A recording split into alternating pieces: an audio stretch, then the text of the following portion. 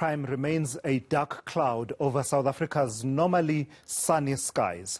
Only this month, we've reported on the murder of Fort Hare student Nqobile Madlala and whistleblower Babita Deokaran, whose deaths have shed light on the crime crisis in this country.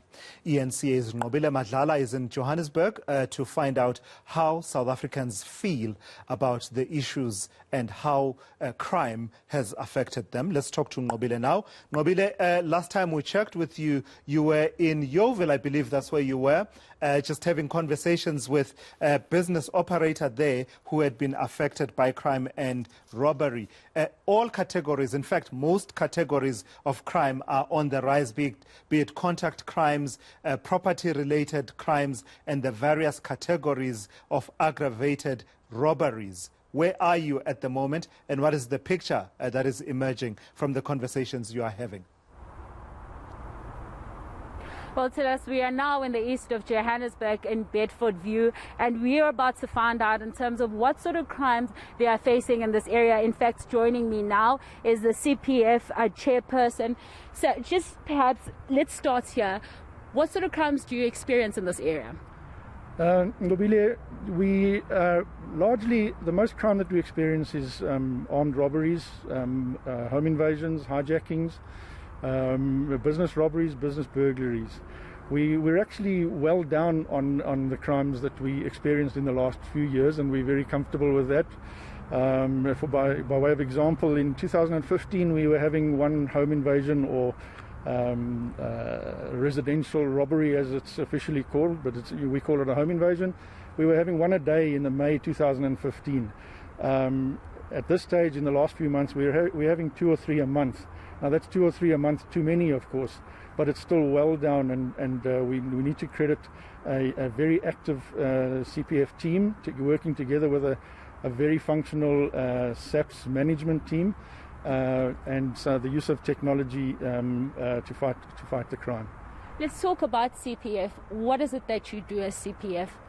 Okay, Nqobile, so we are the link between the police and the community. So if the police need to get a message out to the community, they come via us, and vice versa. If the community has complaints against the police, then they come via us, and we assist. We communicate with the police. Myself and the station commander are almost in daily contact. We know exactly what's going on in the suburb, every police station actually is supposed to have a functional community police forum. And talking about that CPF being functional, I do understand that you've noted that there are issues that are faced by the police officers when you communicate with them. What sort of issues are they faced with? Nqobile, the biggest problem that I've picked up over the 8 years that I've been running the CPF as chairman, together with my very capable team, is that the station is actually in such a poor state of repair. Our police station now, can you imagine, you can understand a police officer not being motivated when he arrives at a building that was built in 1929 as a primary school. So if the toilets in the police station, the doors are this high, it's built for primary school children. Public Works is supposed to have upgraded the station over many years, but they haven't. Another example is we've had 2 electrical fires in the police station recently because the wiring inside the station can't cope with the demand of especially during winter. But I think one of the biggest problems also in terms of solving crime is that our detectives were actually evicted from their premises here in Bedfordview, not at the station. They were renting offices, the state was renting, and they were evicted in 2013 because the state didn't renew their contract.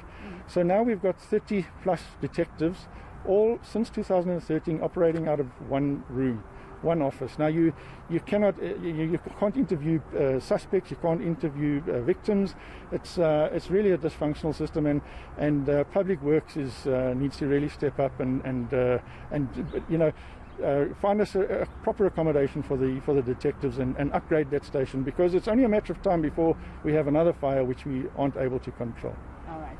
Thank you very much.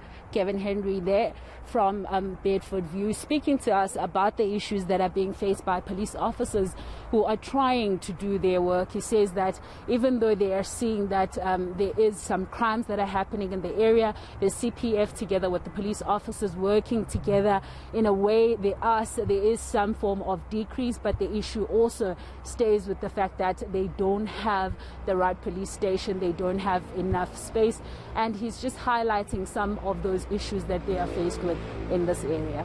All right, thank you for that. eNCA's Nqobile Madlala out in Bedfordview there, tracking the situation around the crimes that dominate in that particular neighborhood.